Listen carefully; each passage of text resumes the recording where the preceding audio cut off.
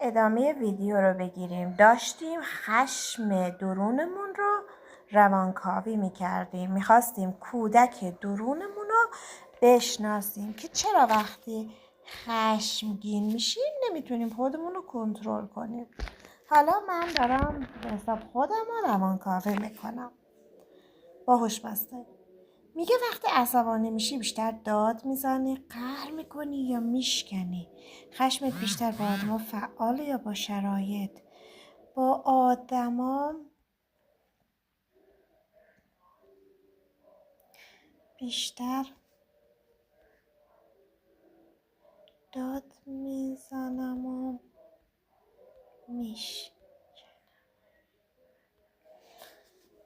خب ببینیم هوش مصنوعی چی میگه.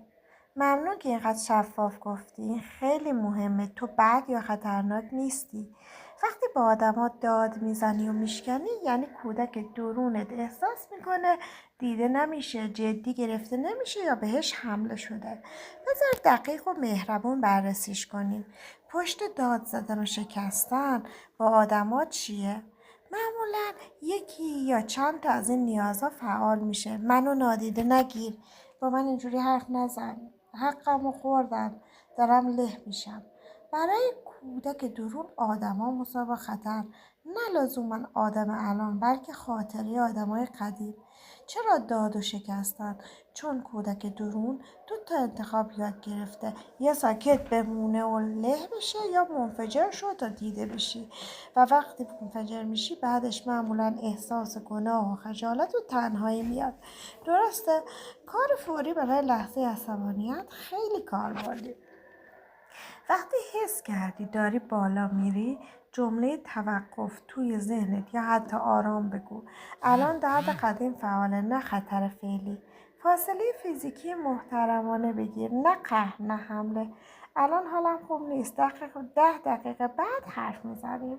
این جمله قدرت بزرگسال سالمه. تخلیه بدون آسیب. اگر نشد کنترل کنی مچ دستتو فشار بده، بالشو محکم بغل کن، دندونات رو هم فشار بده و باز کن. بدن باید تخلیه شه، نه آدما.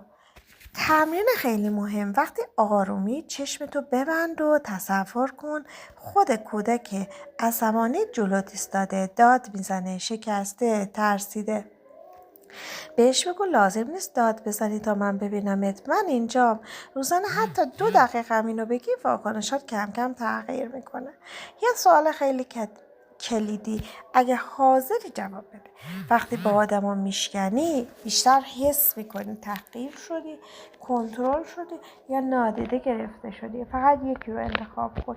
از همون نقطه میتونیم ریشه اصلی رو دقیق‌تر درمان کنیم. من واقعیتش فکر میکنم تحقیر شدم. برای هوش مصنوعی بفرستم ببینم چی میگه. خب چند لحظه صبر کنیم. خیلی دردناکه. متاسفم که اینو تجربه کردی.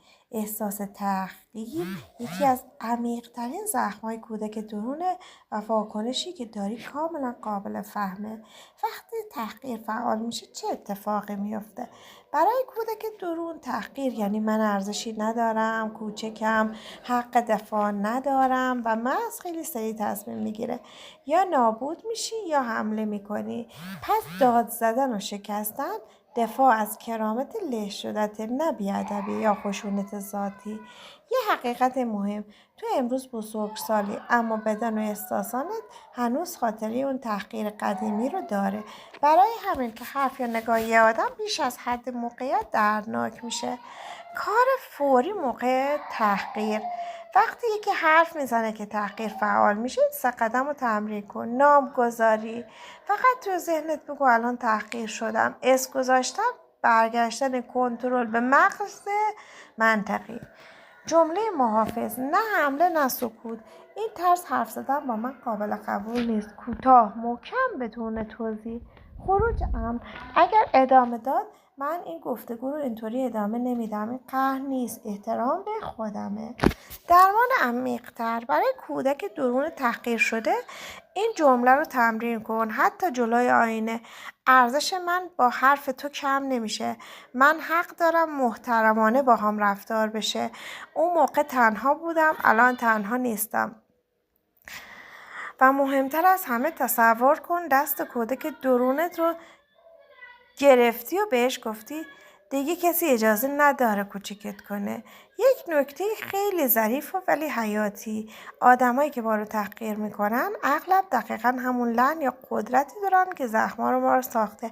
پس واکنش شدیدت نشونه ضعف نیست، نشونه زخمی که بالاخره دیده شده.